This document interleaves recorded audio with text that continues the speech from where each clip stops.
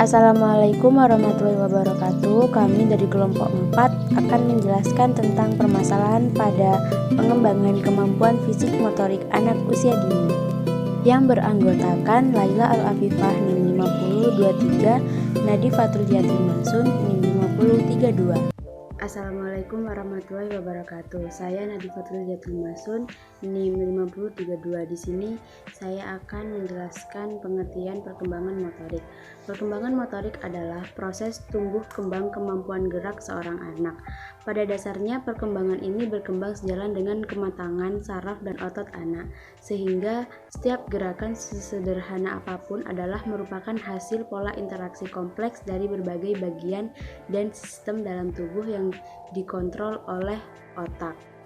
Perkembangan motorik kasar. Motorik kasar adalah kemampuan gerak tubuh yang menggunakan otot-otot besar.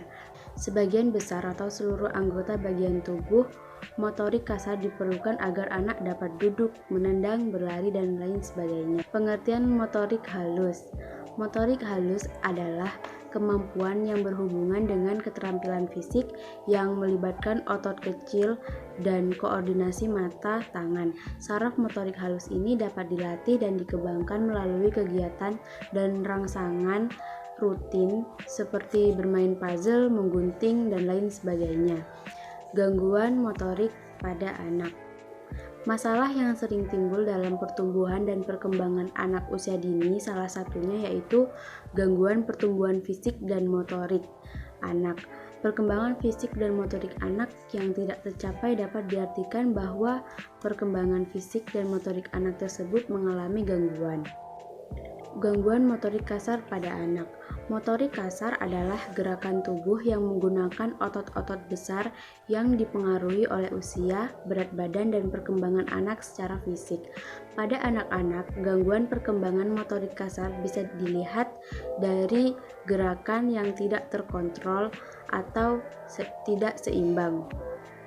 Sementara itu, keterlambatan motorik kasar berhubungan dengan otot besar sehingga anak akan sulit memiliki keterampilan berjalan, menendang, melompat, gerak tidak seimbang antara anggota tubuh bagian kanan dan kiri, gangguan refleks tubuh, serta gangguan tonus otot. Assalamualaikum warahmatullahi wabarakatuh. Saya Laila Al-Afifah NIM 5023. Di sini saya akan melanjutkan presentasi dari Mbak Nadifa. Gangguan motorik pada anak. Gangguan motorik halus pada anak terdapat beberapa faktor yang dapat mengganggu motorik anak. Yang pertama yakni kelainan genetik atau sindrom Down. Yang kedua kelahiran prematur. Yang ketiga kelainan neuromuskular. Yang keempat gangguan perkembangan seperti autisme. Lalu yang kelima gangguan penglihatan, yang keenam keterlambatan perkembangan kognitif, dan yang ketujuh menurunnya kekuatan jari, lengan, dan otot. Lalu ada pun ciri-ciri anak yang mengalami gangguan motorik halus. Yang pertama yakni ceroboh. Pada umumnya anak akan terlihat lebih ceroboh akibat tidak mampu menggenggam barang dengan baik karena kurang baiknya koordinasi antara mata dan tangan. Lalu yang kedua, lebih menyenangi aktivitas fisik. Anak yang mengalami gangguan motorik halus ini biasanya lebih menyukai aktivitas fisik seperti bermain ketimbang menggambar atau menyusun balok. Lalu yang ketiga yakni keterlambatan dalam berbicara. Gangguan ini juga bisa terjadi karena berbicara melibatkan penggerakan mulut, lidah, dan bibir. Lanjut, faktor yang mempengaruhi perkembangan motorik anak. Di samping itu terdapat faktor-faktor atau syarat yang mempengaruhi perkembangan motorik anak. Yang pertama yakni perkembangan usia. Usia mempengaruhi individu untuk melakukan suatu aktivitas karena dengan pertambahan usia berarti menunjukkan tercapainya kematangan organ-organ suatu fisik. Lalu yang kedua yakni tercapainya kematangan organ-organ fisiologis. Kematangan organ fisik ditandai dengan tercapainya jaringan otot yang makin kompleks, kuat, dan bekerja secara teratur.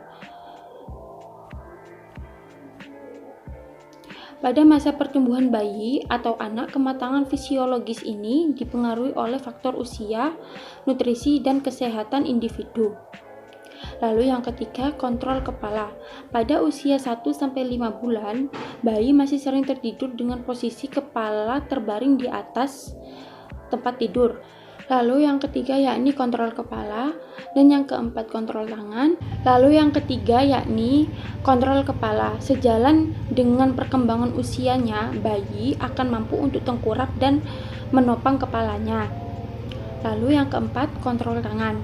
Bayi akan menggenggam benda-benda yang datang dan menyentuh telapak tangannya. Kemampuan melakukan koordinasi otot-otot yang bermanfaat untuk keterampilan tangan dinamakan kemampuan kontrol tangan atau hand control ability.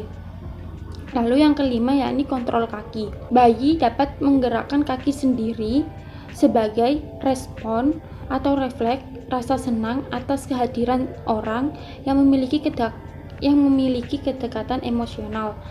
Jadi kakinya memang belum cukup kuat untuk berjalan, sebagaimana halnya kaki merupakan organ terpenting untuk melakukan kegiatan motorik kasar seperti berjalan, berlari, dan melompat.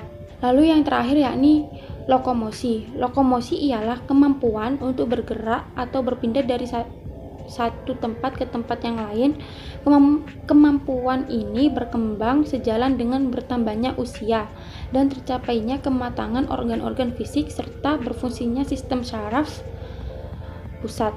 Dengan demikian, kemampuan bergerak atau berpindah sangat dipengaruhi oleh faktor internal yang bersifat biologis. Secara implisit, kemampuan lokomosi sudah ada bersama dengan timbulnya gerakan-gerakan refleks, seperti refleks penempatan, berjalan, dan berenang.